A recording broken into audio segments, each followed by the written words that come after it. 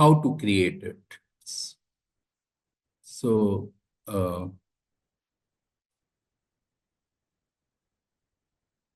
so this is how we write the footnote. So John Smith, The Art of Writing, New York Academic Press 2020, 45. And we write 1, 2, etc. And in the text, we write 1 only and 2 only towards the end of the sentence, just before the full stop.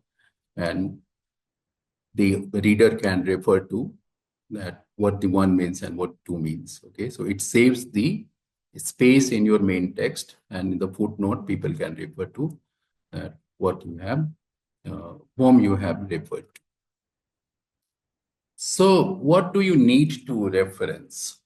So whatever the information source is, like if you have taken something from a website, if you have gone through a textbook, or you have referred to a journal article or magazine or newspaper or YouTube video or social media site. So if you have quoted, paraphrased, or summarized another person's work, you need to reference it, and your reference should tell exactly from where you have taken it. Okay, so if it's a book, there is a different way of citing it. If it's a journal, a different way of doing it. So why do you need to reference? So it gives authority to your work. So whosoever goes through your work is clear about that from where you have taken this idea, and by showing the breadth of your reading. So your part of literature review tells the readers that you have studied well the subject. You have gone through every published article, a recent article in this domain. So when I review some of the research articles which come to me for the review, I only see that whether you have referred to the good people or the experts in that area, or you have referred to the recent articles, or you have referred to the articles published in the top journals in that particular area. So this actually, the literature review and the work cited in your particular literature review gives readers an idea of the breadth of your reading, with how deep you have studied the subject. Then it shows the reader how you have developed your arguments and how you have engaged with ideas of others. So most of the research works are oriented towards or are intended towards advancing the existing knowledge. So we cannot say that this knowledge I have developed myself and I didn't get any idea from anyone else. So attribution is very important.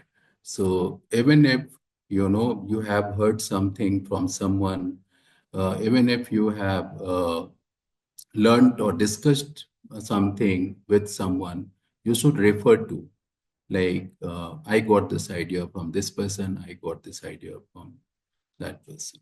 Okay. It enables a reader to see the original sources that you have used so they can verify it. They can follow up on your references so they can learn more about the ideas you have discussed. So maybe you have referred to one of the chapters of a book, and a particular reader is curious about reading the whole book.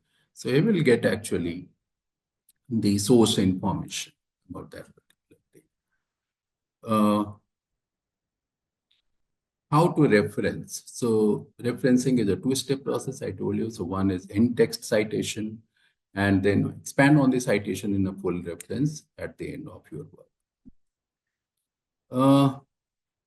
What are the reference management tools? So EndNote, Mendeley, and Jotero. So you can have the plugins of these reference management tools in your Word, MS Word also. Or I use the reference section in the Word file that is also sufficient for the research, particularly in humanities and social sciences. So in medical sciences and in mathematics, definitely people use Mendeley and other softwares, Jotero kind.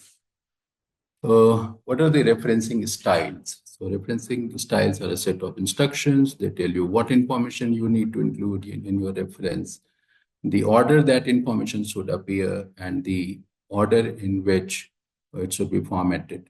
So different styles like APA, MLA, Vancouver, they give you a style sheet that you should reference like this. So the author's last name will come first name will come later, then the year of publication, then the name of the article, the name of the journal, then DOI, and so many of the informations.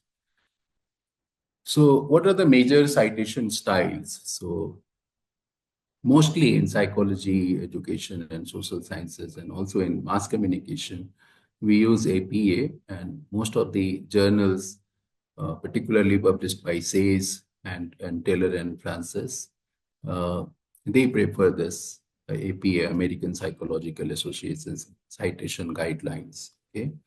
Then there is Modern Language Association's MLA citation. So it's mostly used in literature, arts, and humanities. So if you are publishing something in English literature, definitely the journals will ask you for following MLA style of citation.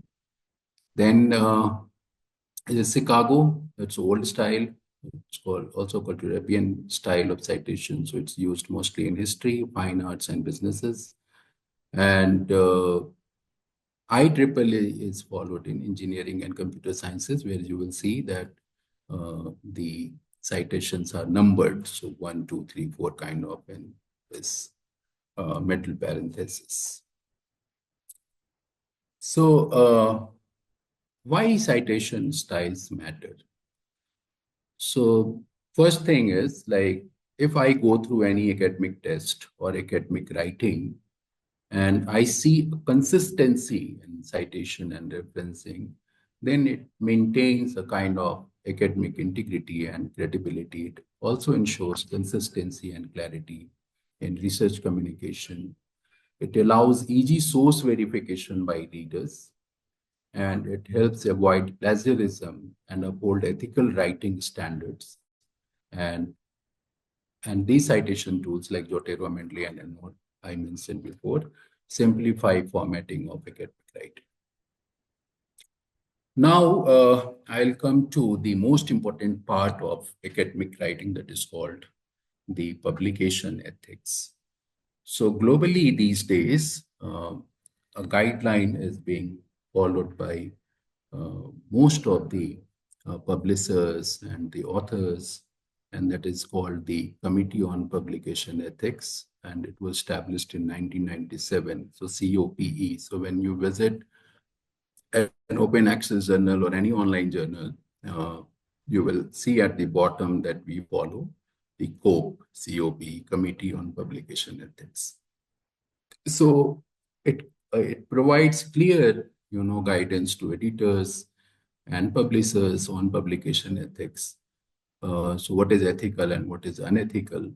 And its mission is to promote integrity in scholarly research and its publication. And it also offers flowcharts and guidelines and case studies to handle ethical issues. If someone reports that this content is plagiarized and is copied from my work, and if he makes a claim to COPE that this work is not ethical, then there are guidelines to deal with such unethical practices. What are the core principles of COPE? You all must know that honest reporting and proper attribution is very important aspect of academic writing and directly aligns to integrity of your work.